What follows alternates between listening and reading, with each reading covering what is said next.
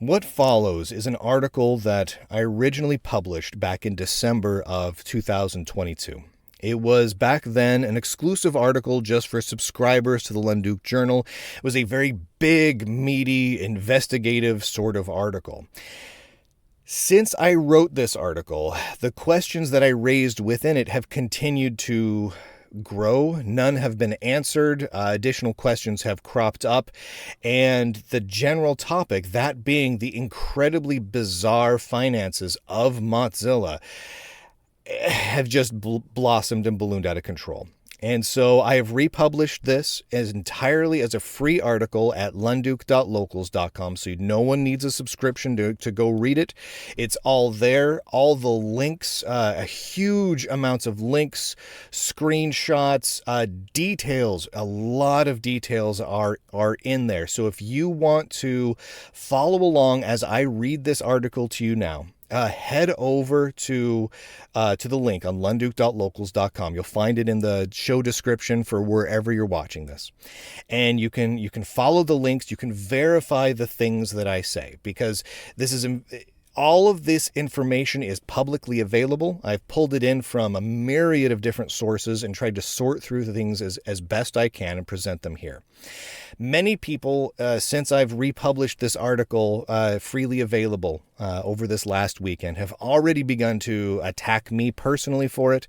That's fine. I've been attacked for telling the truth before, and I will be attacked for telling the truth again. But what that does tell you is that this hit a nerve. And there is absolutely nothing in this article that anyone has disagreed with. All of the facts are spot on and very, very well sourced, as you can see if you follow along. So I'm going to read it to you now. Feel free to follow along. If you want to subscribe over at lenduc.locals.com and grab a free subscription so you don't miss other articles like this, I recommend it. You can get a paid subscription too if you want, but don't worry about that right now. Just get a free subscription so that you don't miss more stuff like this, because I'm telling you right now, there's a few more things coming. All right, we begin. Mozilla, the foundation behind the Firefox web browser, is absolutely mammoth, with over $1 billion in assets. Where does all that money come from? Where is it being spent? With Firefox market share in a nosedive, how is Mozilla reacting?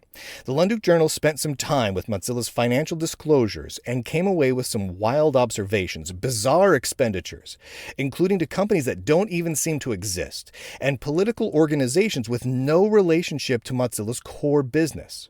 There's a lot here. Read it to the end, listen it to the end if you're listening, and it gets wild. To start with, what exactly is Mozilla? There seems to be a great deal of confusion about what sort of organization Mozilla actually is. Many seem to be under the impression that it is simply a not-for-profit focused on the development of Firefox, and while that is partially true, it is only a small part of the much bigger picture. At the top exists the Mozilla Foundation, a not-for-profit corporation that operates out of California. The Mozilla Foundation is the sole owner, 100%, of two for-profit corporations, Mozilla Corporation and MZLA Technologies Corporation. Both the parent foundation and the wholly owned corporations are run by the same CEO and executive chair, Mitchell Baker. In fact, the not-for-profit and for-profit aspects of Mozilla are so tightly intertwined that the auditor's report makes a point of calling the collective group of three organizations simply Mozilla, and reports on their finances as a singular entity. One other misconception that many have is that Mozilla's primary focus is the development of the Firefox web browser. That does not appear to be the case. These are the three areas of focus according to the Mozilla Foundation: rally citizens, connect leaders, and shape the agenda. Those are direct quotes. A strange set of areas to focus on, as you'll see. One other item to remember as we go through these details: Firefox market share has been in a free fall for some time. Depending on the source, it fluctuates between 3% and 7% of the total web browser market. I should add an addendum here that since this article came out, the Firefox market share has declined ever further, with some places putting it in the upper 2%. So, how much money does Mozilla have? Well, as of 2021, Mozilla, including the foundation and the wholly owned for-profit corporations, had total assets worth over 1.1 billion US dollars. That's billion with a capital B. This includes close to 400 million in cash. Overall assets jumped by roughly 200 million over the previous year alone. As you would expect with such numbers, Mozilla saw a significant increase in revenue in 2021, up over $100 million to just over $600 million. At the same time as total revenue was skyrocketing, overall expenses went way, way down by roughly $100 million, with the deepest cuts being focused on software development.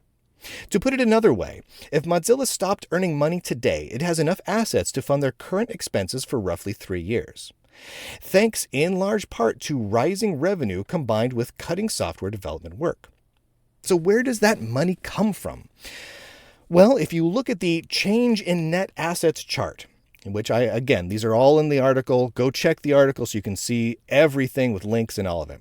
You'll notice that the vast majority of revenue comes from royalties. 527 million worth, with advertising and subscriptions at 56 million and contributions at 7 million as the next two largest line items.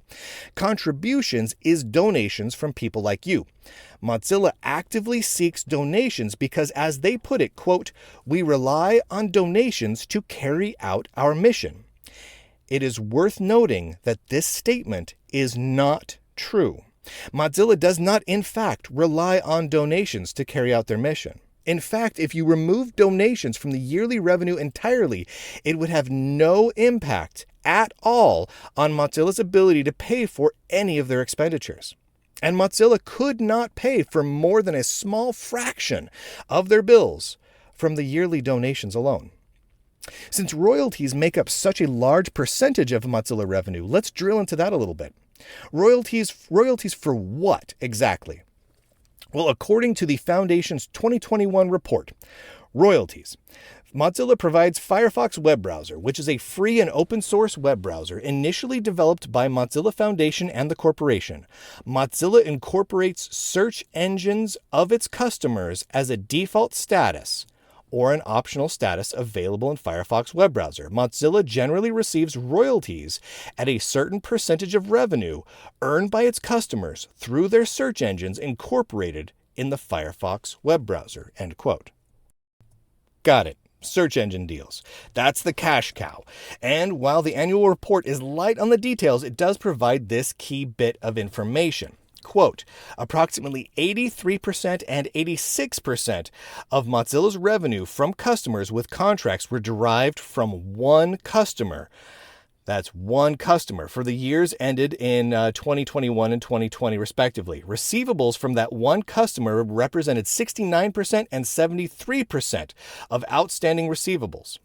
In other words, the vast majority, roughly 70% of all of Mozilla's yearly revenue comes from the default search engine placement of just one customer. That customer, while not named in the report, is obviously Google and parent company Alphabet. Without that revenue, Mozilla could not continue to operate at their current level of expenditure without eating into their assets. So how much does their leadership earn? While we're on the topic of expenditures, it's worth taking a small detour into the compensation of the leadership. From the Foundation's Form 990 in 2021, we learn that the head of Mozilla earned roughly $5.6 million during 2021. The rest of the executive team ranged more or less from $100,000 to $300,000.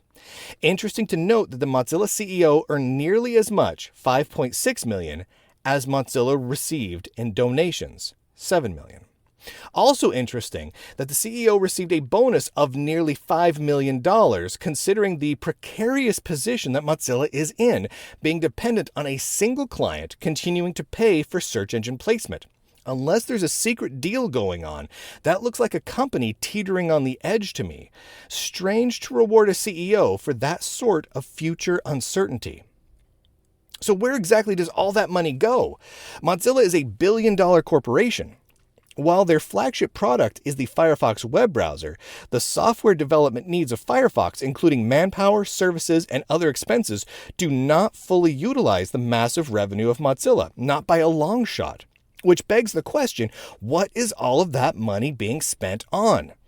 Well, here is a short sampling based on available public documentation of exactly how much money is being spent and where. The McKinsey Mack Group. During 2021, Mozilla paid $387,000 to someone called McKinsey Mack Group. They are, quote, a change management firm redefining innovation in the white-dominant change management industry. From their LinkedIn page, McKinsey Mack Group describes itself thusly. Quote, Black-led and non-binary-led, MMG is a global social justice organization, end quote. McKinsey Mack is a public speaker who regularly discusses her anger at, quote, white colonialism and her dislike of, quote, cis men and women. The McKinsey Mack Company website blog is primarily discusses abortion and trans-related issues. Now, put all thoughts about politics aside, your personal politics or mine. Why would a company that develops a web browser want to pay this one person close to $500,000 in 1 year?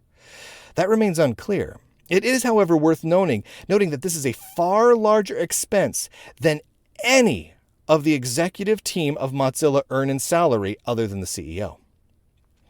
Action Research Collaborative. $100,000 was paid to an organization listed as Action Research Collaborative. Now, what exactly is Action Research Collaborative? That is a surprisingly difficult question to answer, as they have no website whatsoever. I should note, when I wrote this article, they had no website at all. Now they do have a website, though the question as to what exactly they're doing for Mozilla still remains unanswered. One of the few references to it is in a Cornell newsletter from earlier this year, where one of the founders states that Action Research Collaborative is a, quote, standing institutional home that can support action research projects that bring together researchers, community members, and policymakers to be able to work together and address pressing issues as they arise, which doesn't really tell you much of anything. No product or project, no client, no website, at least not then, and nothing. The founder, Neil Lewis Jr., appears to have focused his career on, quote, vaccine acceptance, problems with, quote, white people, I'm quoting him here on this, and his theory that, quote, white people, quote, cannot be victims of discrimination. So what does this Action Research Collaborative actually do? Why would Mozilla need to pay their services, need their services and be willing to pay $100,000 in 1 year for it? That remains entirely unknown. While the Lunduk Journal does not like to delve too deeply into the political woods, TM, it should be questioned why so much money, possibly millions of dollars donated by individuals who thought they were supporting a web browser, is being funneled into highly political organizations that seem to have no involvement with the World Wide Web, web browsers, or any related standards. Then there's the weird discretionary spending. $30,000 to, quote, MC Technical Incorporated in 2021. Who are they? Well, they don't have a website either, that's for sure. The business registry listing is about the only thing of the company that seems to exist. The listed address is just someone's house. So how does a mostly non-existent company with no online presence at all, no website, social medias, no reviews, no mention of them anywhere, top or bottom, bottom to top, nowhere, get paid $30,000 in discretionary money from Mozilla? It's just straight up weird. And then there's $375,000 in discretionary spending given to New Venture Fund. Now, according to Influence Watch, the new venture fund is a 501c3 funding and fiscal sponsorship nonprofit that, quote, makes grants to left-of-center advocacy and organizing projects and provides incubation services for other left-of-center organizations. The fund focuses primarily on social and environmental change. Okay. Mozilla, the developer of the Firefox web browser, gave $375,000 to a fund that specifically exists to provide money and services for political organizations of a particular alignment. Why? In what way does this help Firefox or Firefox users? So many questions. The deeper we dig into Mozilla and their financials, the more questions come up. Number one, why does Mozilla give so much money to political speakers that have no relationship to their core business? Number two, why does Mozilla seem unconcerned with alienating an extremely large portion of their user base, which is already shrinking dangerously low? Number three, why do some of the recipients of Mozilla money appear to be nothing more than empty shells of companies, not even having a simple website, a review, a Twitter handle, an email address, anything? Number four, why does Mozilla continue to take donations if it doesn't need them? Number five, where does Mozilla spend those donated dollars? Do they go to the strange discretionary spending or to the political organizations? Number six, with the 70% plus reliance on Google, a competitor, for all of their revenue, why is Mozilla spending money on projects that have no goal of being profitable and have no relation to their core business? Number seven, what happens when the Google funding goes away? Mozilla appears to be certain that it never will, based on their spending. Why is that? And number eight, why is Mozilla decreasing software development funding when development of Firefox is their cash cow? And that is literally the tip of the iceberg. The Lunduk Journal has sent out numerous questions and requests for comments to organizations listed here, among many others, to find answers. Will any be forthcoming? Will be interesting to see. That was published back in December. I have a small update. As of August 5th of this year, of 2023, I wrote this. To date, no request for clarification or additional details has been answered.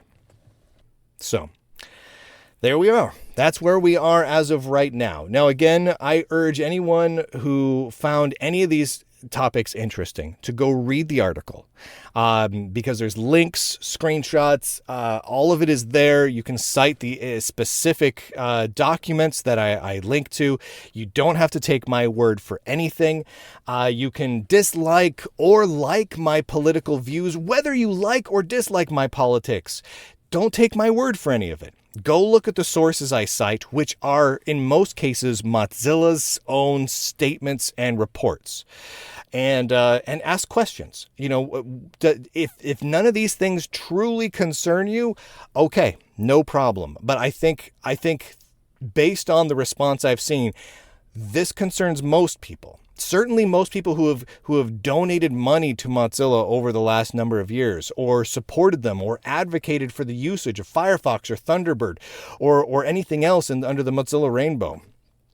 And yes, I know, I pronounce Mozilla a little bit different. I pronounce it like mozzarella Godzilla. I know a lot of people pronounce it Mozilla or different things like that. I like saying Mozilla because it looks like mozzarella Godzilla to me. So I say Mozilla. That's how I pronounce it. Just deal with it and move on. But again, go over to lunduk.locals.com if you appreciate this sort of reporting. If you want to see more real, truly independent, not afraid to take on any sort of guerrilla, and Mozilla is a guerrilla, reporting, go to lunduk.locals.com. Sign up for free so you get all these articles, podcasts, everything else as they come out. If you become a paying subscriber, you help support what I do.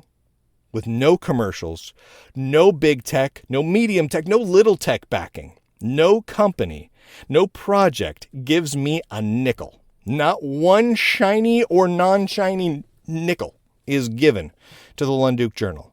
It is 100% supported by people like you, tossing a couple of bucks my way here and there. That is how we make this happen. And there's a lot more to come.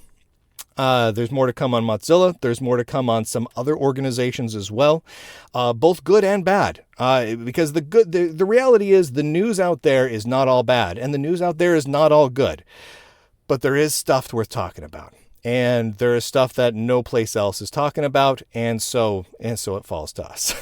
So head on over to lunduke.locals.com, sign up, get all the articles, help support us, spread the word, help make truly independent tech journalism thrive here in 2023. I know with your help we can continue to do it. We're already self-sustaining, and we're looking to rock and just grow in the year ahead. So thank you everybody for all of your support.